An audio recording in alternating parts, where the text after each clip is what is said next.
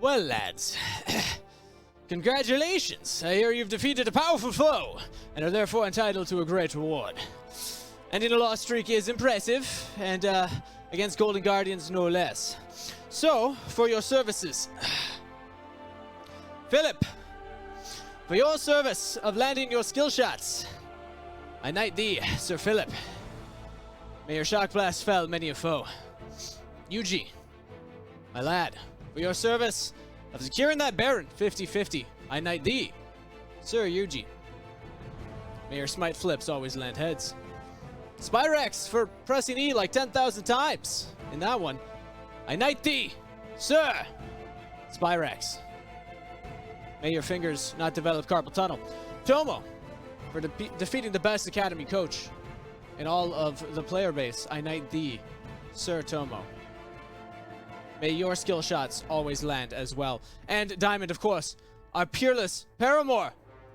For the service of setting up the picks for your team, I knight thee, Sir Diamond. May you always have synergy with your 80 carries picks.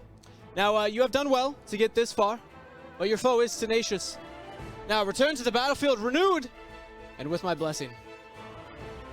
Now, back to the Shoutcasters to get us ready for Game 2.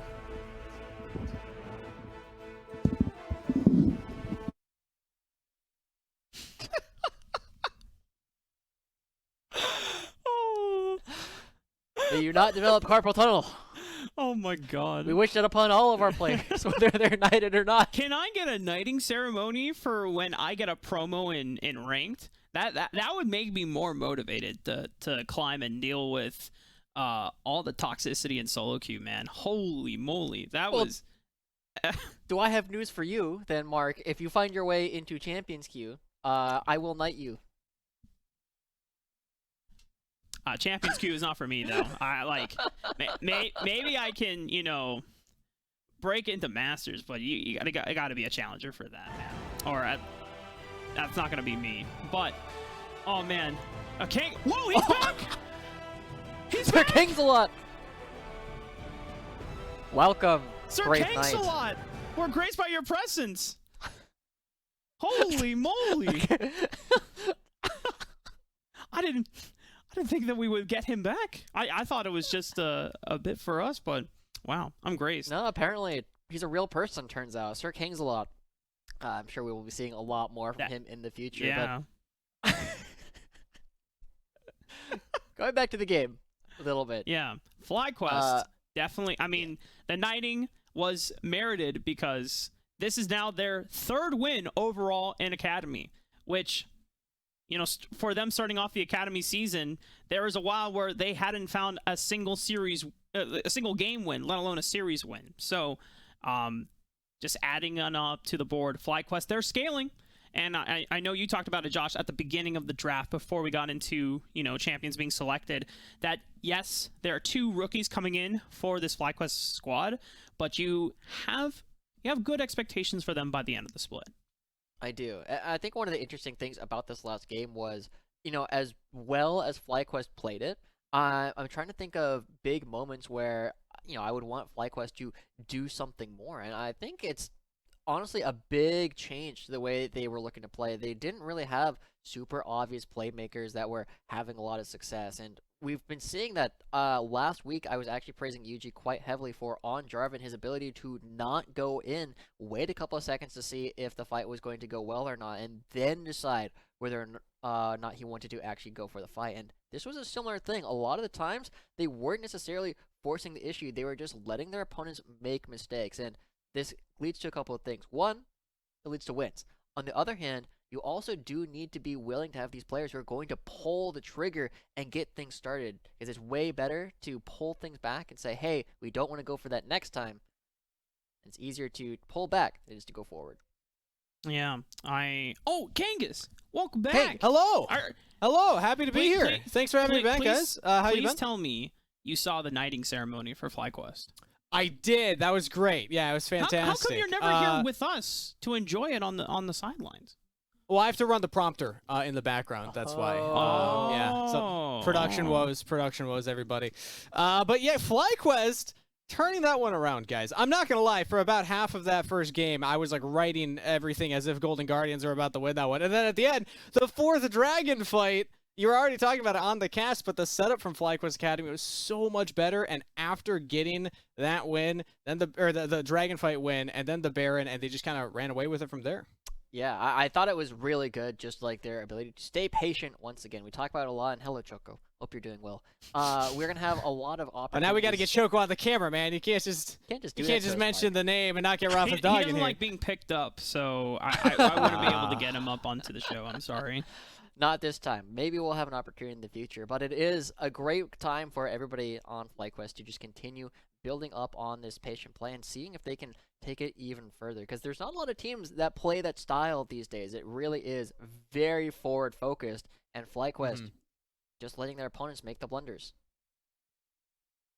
The setup from FlyQuest, I mean, arguably you could say maybe they had the scaling advantage. I was looking at that Victor mostly as like the big, okay, if we get late into the game, this Victor can make a lot of action happen.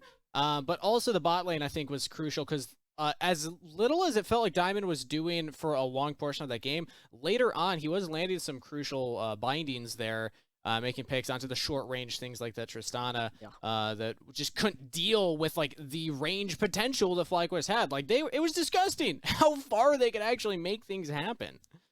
The other thing too, when you run into a poke and siege composition like that, the reason why FlyQuest couldn't tangle with them because of that gold lead that Golden Guardians had sported through the dragon control, as well as the extra attention they poured into Stixxay and Chime throughout the early game. But as soon as FlyQuest get over that mid-game bridge and they're back on a 2-3 item spike, especially with that Caitlyn Lux combo, once they get that advantage back, and you saw how much work they did within the 2 minutes that they had the Baron buff. They tore through two mid turrets into inhibitor turret and through the mid lane, and they tore through the top side as well. I mean, like that's the difficulty when, as Josh pointed out, near at the end of the draft, it's like, well, there's no engage on the side of Golden Guardians. So like, you know, once you get a lead, cool, but how do you accelerate that reliably? How do you snowball that so that the team can't come back when we see that situation arise?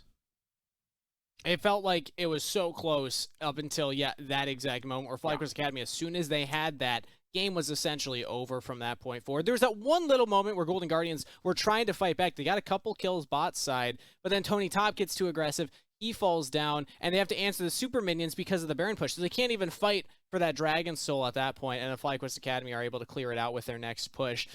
So it's those types of games are kind of frustrating, I imagine, from a player's perspective. You're like, it was in our grasp, man. Like, we had it from Golden Guardians' perspective, and from FlyQuest's perspective to be like, well, I guess we won the Dragon fight, so now we win the game. Yeah, as a player, those games are not particularly fun to play, right? They are very much like you are either winning or you are losing, and there's not a whole lot of in between, and then you have to play it out once you are losing still, because there might be an opportunity for your opponents to mess up and you can capitalize on the mistakes.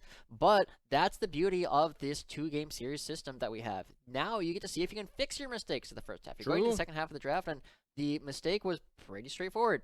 You need to pick a way to start a fight. And I said that Karma can sometimes do it if you have something that can get stuck in the backline really easily. Xin Zhao and Gwen, unfortunately, aren't usually able to do that unless the Xin Zhao is really far ahead. And it's even more difficult when you're dealing, again, with the range that FlyQuest had, because they can start hitting you when you're a screen away from the Xin Zhao getting boosted by the Karma. This was a very common strat even last year. We would see in Academy things like the Xin Zhao or the Kindred paired with an Enchanter like Karma or Lulu, and it's just like, have fun, jungler, go get them. I'll just speed you up and you go on your mission.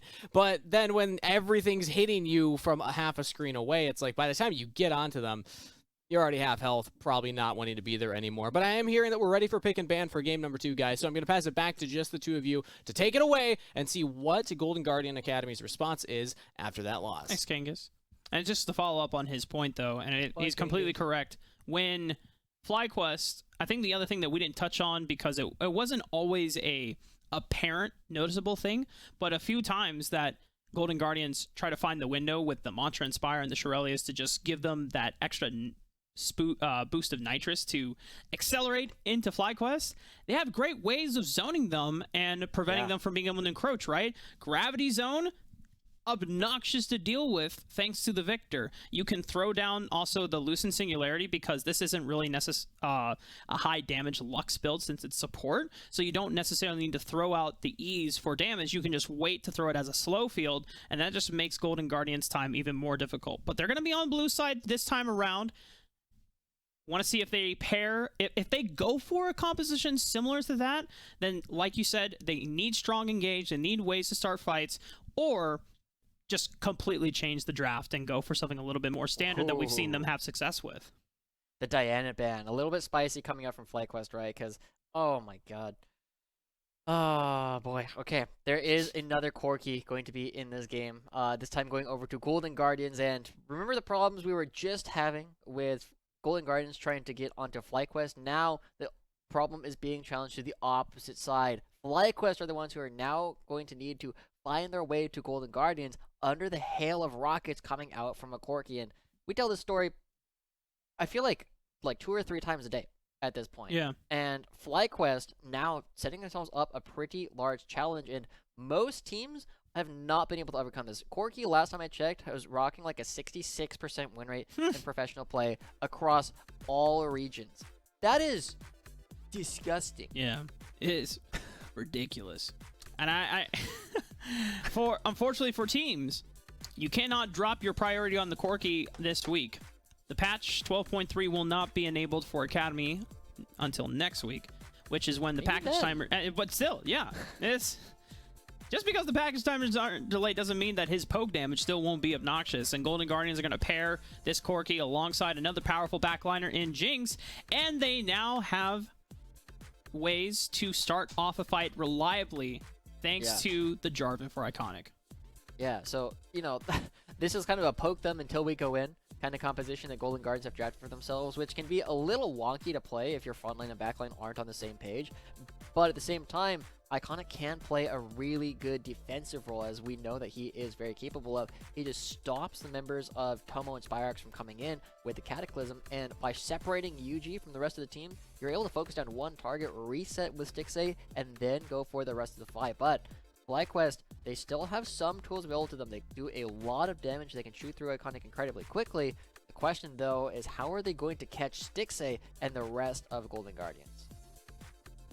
FlyQuest gonna have to dig deep down into their solo laners or into Diamond's champion pool to see if he's brings out something spicy again. Last week we saw a Blitzcrank come out, and while it's not a way to start off a team fight, you can look for picks and then you just create a numbers advantage that way. Or if you want to go really spicy, we know that a couple of supports like Yurson, although it did not get them success, they have pulled out something like an Alistar, and that used to be a really powerful support for reliably getting team fights going on. True. I mean, if you can do that, there's a lot of ways to get these team fights started. It's just a matter of which one you want, right? The Thresh is banned away from Diamond, but, you already brought it to Blitzcrank. Leona, Nautilus is in every support player's pool just because it has to be. The Karma is still an option, but it's really hard to get this squad to run fast enough. You need somebody who also has a strong gap closer to get on top of Jinx that won't be stifled out. And with the Lulu ban coming through, I wouldn't be surprised if Karma was quickly to follow, simply because there's not a whole lot else that you have on top of those two champions. Instead, I'm going to be throwing the Gwen ban at Philip and the Renekton blind. Very bold. I feel like if Golden Guardians, they already have Engage, so they don't have to pick an Engage tool for turning top. If you want, I can imagine some. No way. Don't. Now, we haven't seen a support locked in for Chime, so we don't know if this is going to be the fabled Janna Smite top. We'll see. I don't think Tony is that kind of player. Okay, yeah, I didn't think so either. But this Ornn being locked in, I mean, now when we were talking about Golden Guardians not having any reliable Engage last game, I don't know if they were listening in and saying, okay, you want Engage? We got Engage, Here baby. we go. We got Call of the Forge God. We got Cataclysm. We've got Quickness into Grand Entrance. We got Package as well. Golden Guardians have multiple ways to start fights now. And that's great. Redundant engage is so much better than having no engage at all. There's so much crowd control, and Spyrax and Tomo are going to have to be playing really, really carefully throughout this game because these three frontliners, even though none of them are individually super high damage, as a group create so much space, and you only need to get one kill in order to get the resets for STIXA to start snowballing in. So the task is set for FlyQuest. They have a composition that only has Diamond as an ability to engage, and after that, they're just trying to get one fight that kind of stays in one place that allows Yuji and Philip to just kind of brawl it out against Tony Top and Iconic, which, if that's what they're able to do, they will typically win because of the increased sustain that they have on FlyQuest's side. But if they can't do that, they're going to be outranged by Ryoma and STIXA, and FlyQuest are in for a world of hurt. And when you look on the bottom side of the map, or at least the bottom 3 core, most of the game plan is pretty much the same, right? Both Victor, Corki, they scale. Jinx, Aphelios, they scale. Leona, Rakan, they want to start off fights. The difference comes between this Ornn and this Renekton for Golden Guardians and FlyQuest. Because Ornn, as long as he's surviving the laning phase, not only he's going to be strong enough that he can out-sustain Renekton in the side lane push and be able to defend against any turret pressure, but then he's also going to help Golden Guardian scale even further with the ornaments coming online after he's level 14. And so FlyQuest have really put themselves on a timer by blind picking this Renekton for Philip. Granted, it was one of the champions that gave him a lot of success when he first came onto this roster alongside Wukong, but this now puts the incentive onto Yuji and the rest of FlyQuest, who can roam to the top side of the map, to snowball him before Tony Top comes online. Yeah. I'm looking through Tony Top's match history right now, and he does have an Ornn game that he played in Proving Grounds Summer up against Immortals, and they did win that game, but that's been a long time, and this is not something that is typically in Tony's wheelhouse. So it's going to be a big challenge for him to see if he can overcome Philip on one of Philip's best champions in this Renekton. And I think Tony Top will be up to the task, but it's always a tough question of when you have somebody play something they aren't used to playing, how well are they going to perform? I expect, apart from a lot of aggression towards the top side of the map, some plans for Yuji to path and play for Philip, that the most of the game should be pretty calm. Because Iconic, all he has to do is protect his lanes from getting ganked by Yuji, or just ensuring that they are doing well in their lane so that they can hit power spikes. Otherwise, Iconic, your job, you don't have to necessarily force plays, you don't have to force dives, you're just damage control. Damage control. See if they can actually create that kind of space. The one other thing that I kind of want to talk about before we get headlong into this game is Victor doesn't scale poorly, right? But the problem is he gets severely outranged by Ryoma. And so what we typically see is we are asking Victors to be really aggressive in this lane. You need to put Corki far behind so that you are able to prevent him from having a good time later on in the game. And Spyrax isn't necessarily known for his ability to be super aggressive. Even on his time on Maryville, you know, he was not a bad early laning player, but he was not necessarily something that was going to be bullying around a player with such a long tenure as Ryoma. And so I feel like this Victor coming through might be a bit free for Ryoma to actually go through, but not if he opts into trades like that. Even though we've seen the Corki and Victor matchup so many times, I've never expected to be one that's bloody or super disadvantageous for either lane. I just expect both are getting a handshake. So you're going to have to be informing me if someone is doing something wrong in the early few minutes. Oh. It'll be hard to see exactly how it goes, right? But this is a lane matchup where in order for Victor to win, he needs to, one, go for this like airy style of gameplay and constantly be looking to trade because, again, Corki hardly does any damage early on in the game. You have to be willing to be brave, step up, and create that space. But it's not only on Spyrax to make that happen, it is also on Yuji playing around him and making sure that Spyrax is not worried about the ganks that are going to be coming in from Iconic. Because both sides of the matchup know that this is how it's going to be going. But look at the amount of damage that Spyrax is able to do in quick bursts. He just needs to be careful that he doesn't take the full rotation and stand in the entire Gatling gun in order to make these trades even better. Both mid laners are looking kind of low at the moment. They have access to teleport so they can come back to lane with full HP bars, but look at the the rotation from Iconic and Chime. We already talked about that. It's all about damage control, but if you have a Victor who's very low in HP, you could fish for an opportunity. But Spyrex, noting that the support was gone from Golden Guardians Academy, steps back, allows the wave to come into him so he doesn't open himself up to a risky opportunity. Yeah, and we also have to note that already Ryoma has gotten a small win just being even at this point in the game, getting his first tier without really suffering any severe consequences. Definitely something that Corki is happy with, and as he comes back, he's going to make sure that it's going to be a pushing wave, so he has some opportunity to move around and not get threatened. He just needs to make sure this doesn't get frozen on him, and the world is a-okay for this Corki. W for W being poured out here. Iconic is shifting around, potentially looking for an opportunity on the FlyQuest. He's in the shadows in the fog of war. Diamond walks forward, but they see Iconic, and a flash immediately out of respect. You gotta go for it, right? As soon as Iconic shows up, you need to make sure that you're not giving over anything, because Golden Guardians are in such a strong position. And this is something that, the thing that makes me excited about this play is now that you have the primary playmaker of Chime for Golden Guardians on a playmaker on this Rakan, he can set things up, and it will allow Iconic and Tony Top, who aren't necessarily the same kind of primary playmakers, to follow it up. And Iconic on this Jarvan is able to very easily jump on 3 or 4 members that are going to get caught by Chime. Something to note here, Josh. Tony Top hasn't taken a recall quite yet. Philip already was able to push in one wave super heavily thanks to that shove, got the teleport in, and then recalled and has the item advantage. Now, Tony Top, thankfully for him, as Ornn, he can just build items. He doesn't have to lead lane. But one of the things I'm curious about is the next time that Stixxay and Chime are able to build up a push, now that Diamond has no flash available, will Chime rotate on over to the top side of the map and try to make a play along with Iconic and set Philip behind?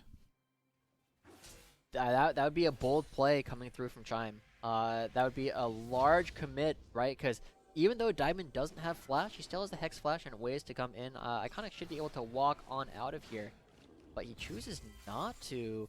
Oh my gosh. Oh no, they think he hopped the wall. Oh, and FlyQuest think they're safe because he checked for vision in the Dragon Pit, but it didn't find Iconic, and now the information gap is shown true. First blood for Golden Guardians. Yuji's going to try to make amends. Can he find Chime here? Iconic is body blocking as much as he can, but a flash from Tomo dodges down on the flag and drag. No way, they actually win. No way! Golden Guardians don't drop a single member. Absolutely insane. They get set up in a great way because FlyQuest makes an incorrect call on where Jarvan actually is, and then beautiful respawns coming through from Golden Guardians immediately after to turn it on Yuji. Golden Guardians looking to even up this series and go for a draw, but again, they thought Iconic couldn't possibly be here, and Iconic going in, they target the person with no flash. There's no way for him to get on out. And then Stixxay with the reset, they just need to make sure that Chime does not go down to Yuji. It's just a matter of making sure that Stixxay has some space. And as soon as the flash comes through from Tomo, it's a very easy knock-up from Chime. Great play, making sure you save all of your cooldowns for every Meanwhile, we're back to play. live. Tony Top and Philip battling to the death. Call the Forge God and Dominus both used.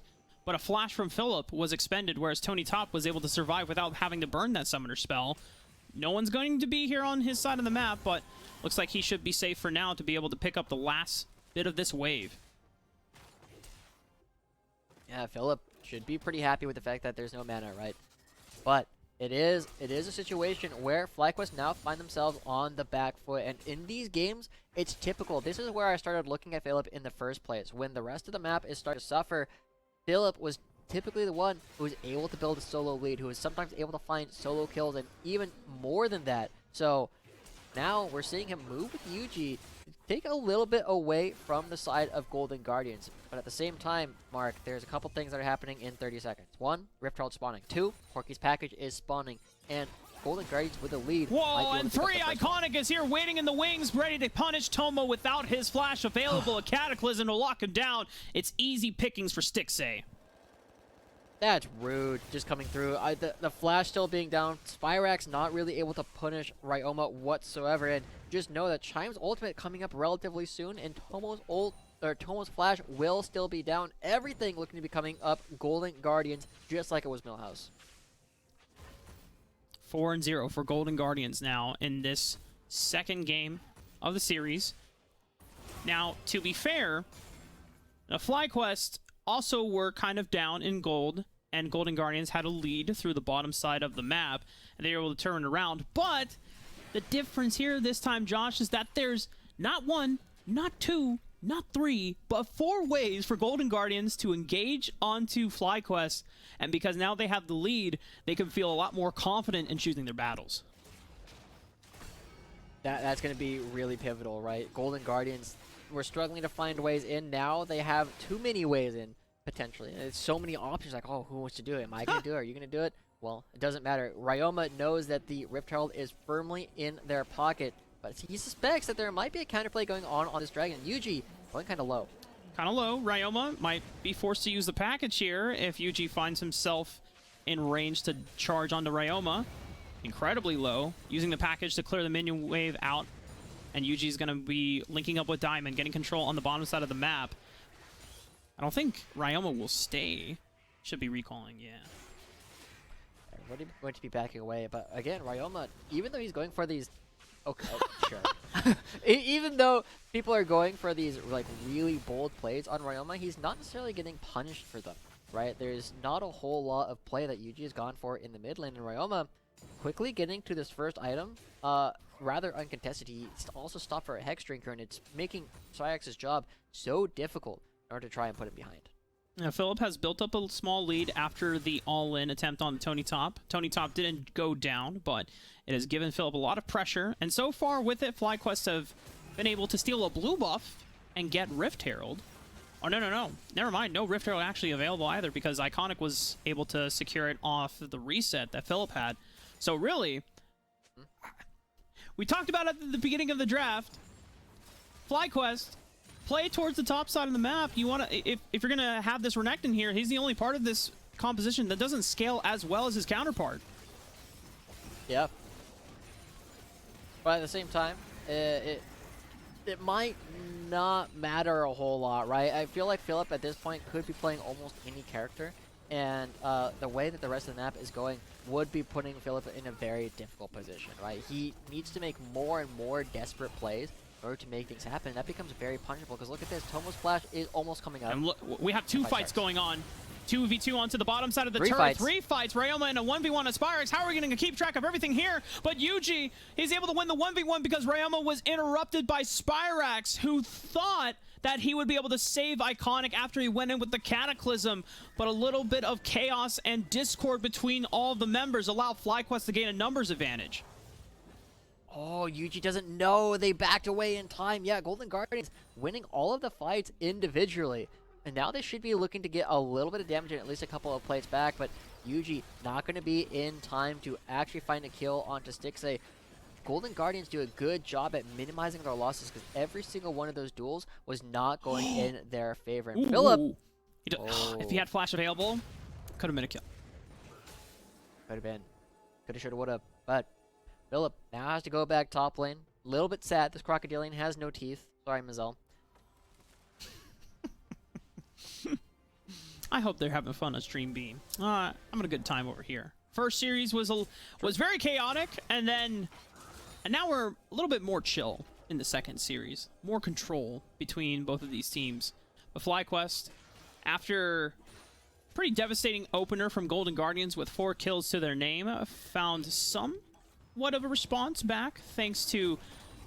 I think that was the first time I saw 3 separate skirmishes all at the same time and on the same screen. Yeah.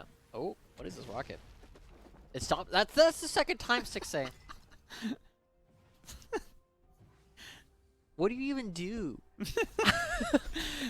She doesn't even go, like, it buys you a little bit of time. Now this one might actually be more impactful, because it might give Stixxay enough time to crash this wave and take down the turret, especially because he has members to support him here in the mid lane. And that might be one of those things that you only really notice over long periods of time, where you find these small advantages that slowly add up. But it does mean that if a fight breaks out like FlyQuest are potentially looking for, he doesn't have to respect it. No unleashed teleports to Node from top laners, so Tony Top and Philip cannot join the battle. It would be a 3-on-3 isolated. Spyrex and Ryoma a little far away as well. No package available to join swiftly on the potential skirmish.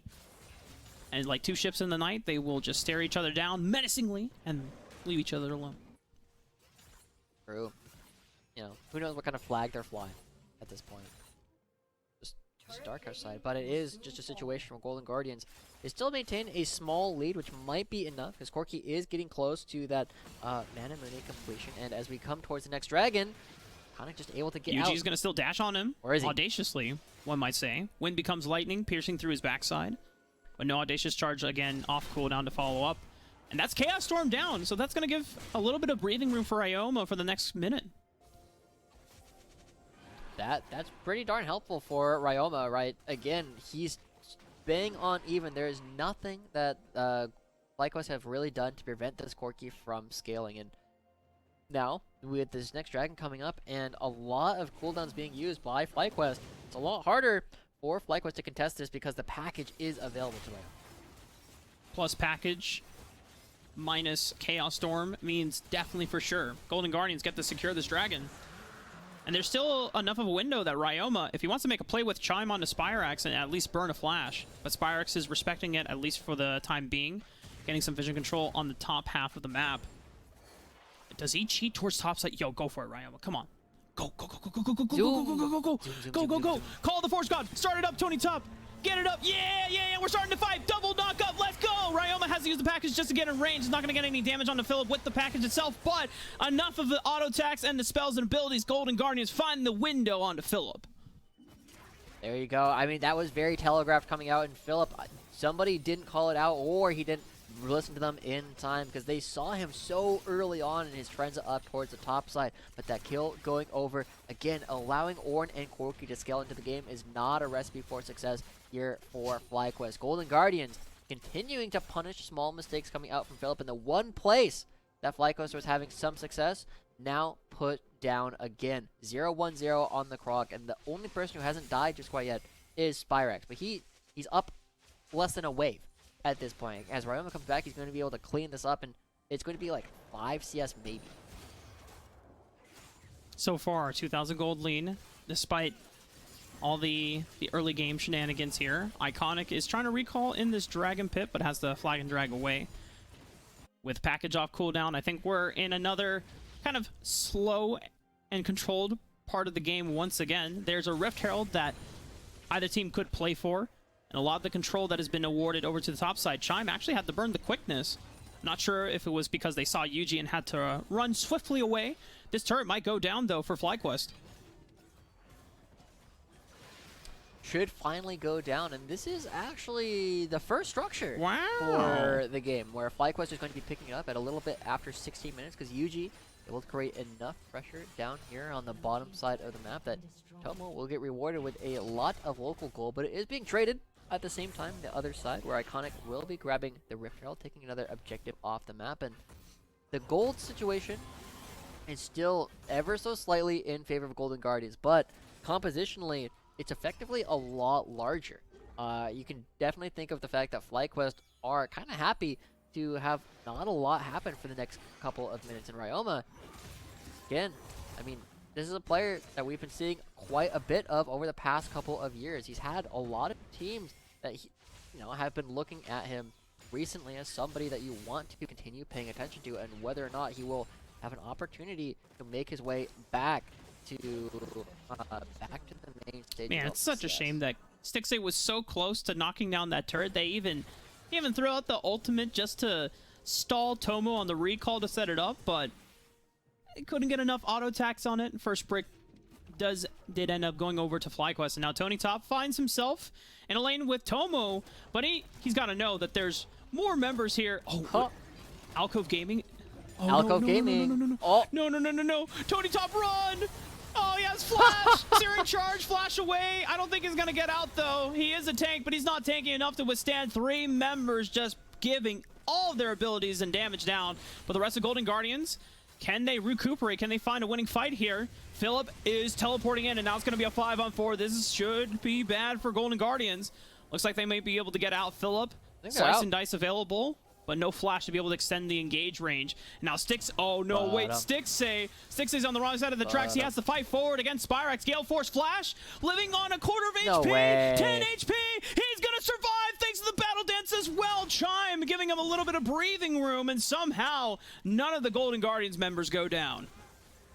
Oh my gosh, super tragedy coming out from the side of FlyQuest, and now look at this. Styx is going to heal so much off of the lifesteal that he has. The bloodlines will keep him alive, but Tony Top trying to find some revenge. On call of the Forge God. Now they're turning the tables. It's now Tomo who is the isolated AD carry. Nowhere to run, no flash even going to help him out. And now Golden Guardians all jumping on top of Yuji and Diamond. He flashes out, but Yuji didn't have flash to begin with. He's not going anywhere. Golden Guardians coming out on top. I've got bad news for you, Mark. Corki now has 2 kills, has the Muramana completed, building towards the Luden's Tempest, and there has not been anything really done to put this guy behind. With another dragon spawning in 20 seconds, Ryoma will have access to the package, and yes, we're starting to see structures go down all across the map, but Golden Guardians, they would like their structures to still be up, but these are unnecessary structures. You are going to be happy with the map continuing to open, and Styxe now on 2 completed items, looking for his way into the fight, and zoom, zoom, zoom. Ryoma is ready for this. Watch the 4 different ways that Golden Guardians have to get fights started be brought to bear. For the rest of this game, oh no. Oh, 2 of them missed. This is the I don't know how both of them got by each other. Gravity Zone is going to be thrown out by Spyrex. Package will separate Tomo. Remember, he still doesn't have flash, and he's routed off for the rest of his team. That's a significant carry down for the rest of FlyQuest. Their damage output will be significantly reduced, but they're still going to try to get onto the backline, and they found it thanks to Philip and Yuji and Spyrex even flashing forward. Spyrex putting the rest of his team on his back with his damage output, and somehow, in a numbers advantage favor for Golden Guardians, FlyQuest still come out favorably, and they should be able to pick up this dragon as well. We were praising FlyQuest for their patience in the previous game, but Golden Guardians are the ones that go forward too quickly. This time around, Philip trying to find something. Just enough. Oh my gosh, we're actually going for it. And usually doesn't have flash to follow up. Hex flash into Zenith Blade. Doesn't find the mark on Ryoma, but forces them away. Second dragon for FlyQuest. That's nice. I mean, if you get 3 Ocean Dragons, it will start to ameliorate a little bit of the poke that Ryoma is going to be throwing up. But as we take a look at this replay, watch how Tony Top ends up extending really far forward in this play. He tries to create a lot of space, but as Ryoma goes over to kill somebody else, Tony Top is just taking the brunt of 4 members all at once, and Philip finds a way to Styxe. Now, I will also remind you, Styxe has his Gale Force up this entire time, at least according to the UI, meaning that he might have been able to survive a little while longer, but not giving the reset over to the Jinx means that there's no way for Styxe to get the movement speed necessary to really survive the total onslaught of I think it was just maybe a little overconfidence from Styxe that Tony Top was zoning Philip, because he just gets the double slice and dice right on top, and then that's the go button for both Yuji and Spyrex to immediately get a trade of marksman 1-for-1. Honestly, I'm just absolutely impressed. It has now seemingly happened twice now, where FlyQuest, having a somewhat subpar early game, on the 3rd or 4th dragon fight, they start to turn things around. However, Philip, this is a 1-on-3. I don't know if Dominus is going to save you. Nope. Turns out not enough. The problem here is FlyQuest aren't strong enough, and they aren't in position to actually threaten the Baron either. So this is just a free kill going over to Golden Guardians. Good awareness of where FlyQuest really was, and because they have the Scuttle Crab, Golden Guardians are very comfortable just moving down here and finding an extra kill. So a little bit of gold going back towards Golden Guardians once again. And now the question is going to be, how are FlyQuest going to try and find ways to upset the balance of power? You can't just walk at Corki in open field. You have to find some way through the forest, some way through the woods, and Chime might be the unlucky traveler. He's not. He's okay. Brought his binoculars. Okay. Well, Chime is looking for a flank angle. It's 3-on-2 at the moment, but Styxe is coming in hot as well to even the odds. A flangle, one might say. Chime, quickness into Grand Entrance, 2 knockups.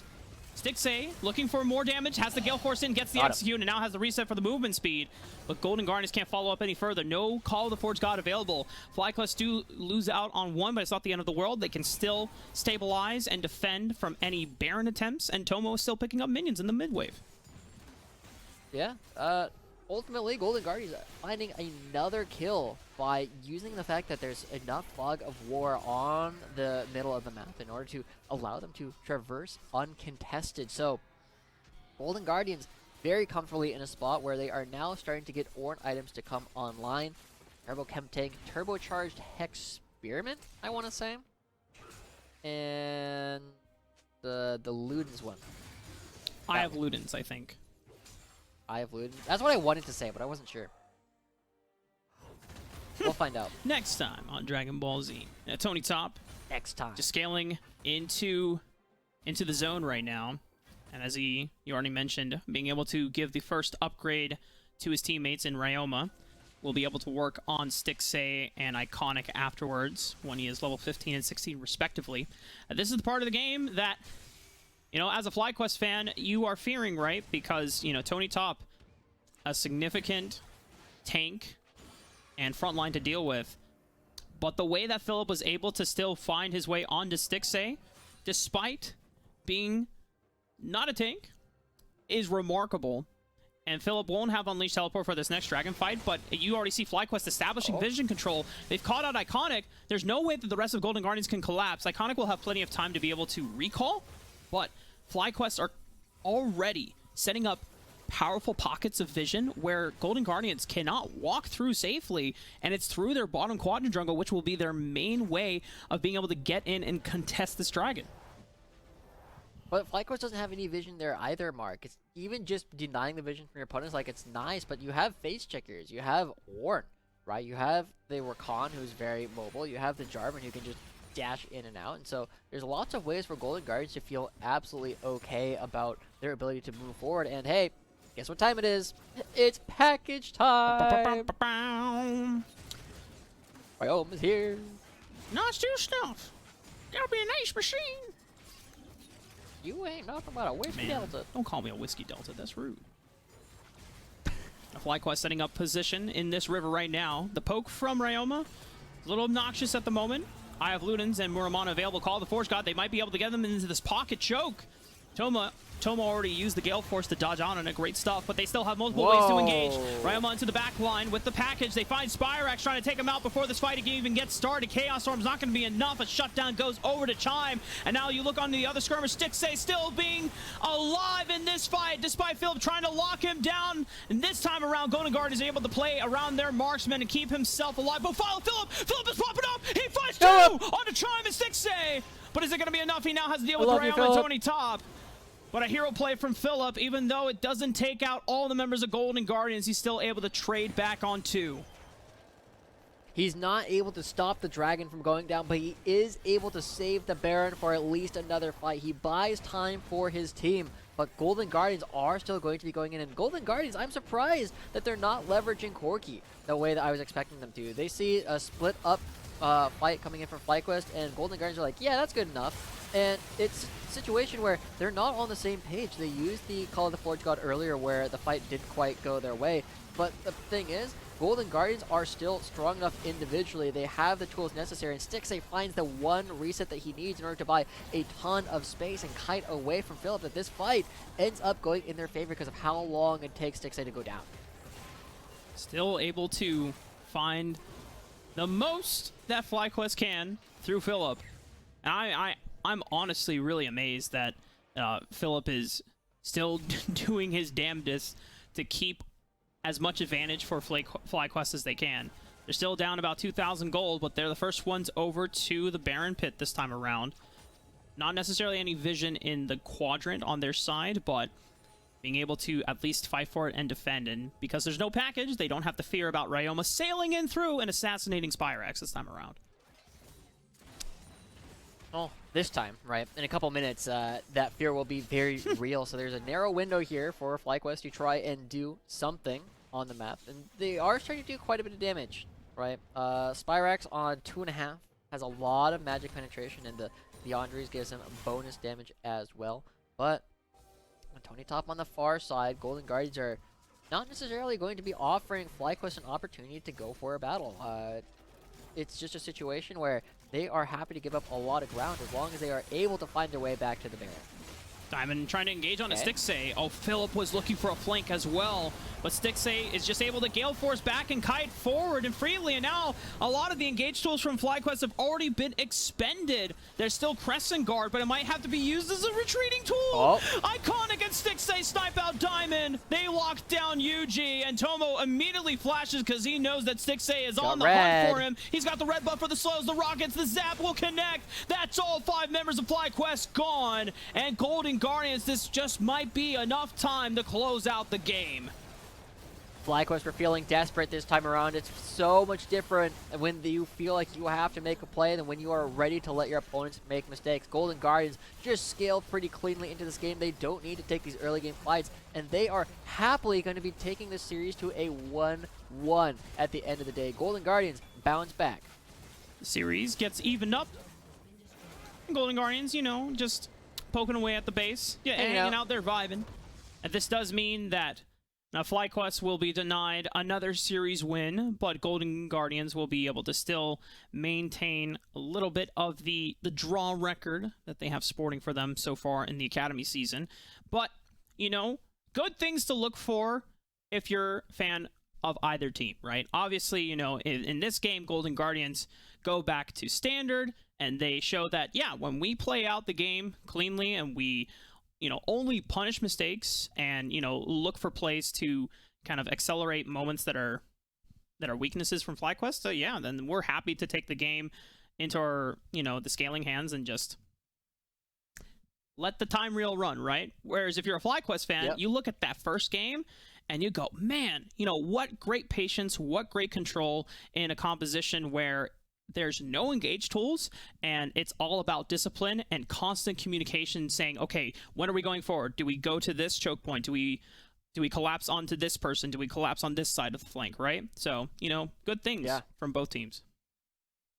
I think we still have a lot more to see from both these teams. FlyQuest still looking to climb their ladder. They currently are now 3-9, you know, which is an improvement on the 2-8 they were at previously, and Golden Guardians still 7-5, so nothing to shake a stick at. They are still solidly in the thick of things with all of the top half teams, and I think we're going to continue to see both these teams learn and iterate over the next couple of weeks. So remember, Academy is about learning.